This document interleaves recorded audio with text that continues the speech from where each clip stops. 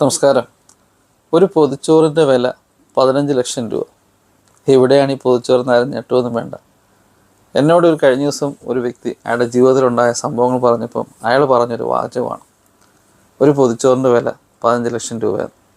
ഈ വ്യക്തി ഗൾഫിൽ ഒരു ഹോട്ടൽ നടത്തുന്നൊരു മനുഷ്യനാണ്. ഇയാൾക്ക് വന്ന ഒരു ദിവസത്തെ ഒരു ഓർഡർ ഒരു പൊതിച്ചോറായിരുന്നു. അപ്പോൾ ഹോട്ടലിൽ സപ്ലൈ ചെയ്യാനോ അല്ലെങ്കിൽ ഡെലിവറി ചെയ്യാനോ ആൾക്കാർ അന്നേരം ഇല്ലാത്ത കാരണം ഈ മനുഷ്യൻ തന്നെ ഡയറക്റ്റ് കൊണ്ടുവന്ന് ഈ ഡെലിവറി ചെയ്തു. ഒരു സ്ത്രീ പൊതിച്ചോറ് വാങ്ങിച്ചു. ഇയാൾക്ക് പൈസ കൊടുത്തു.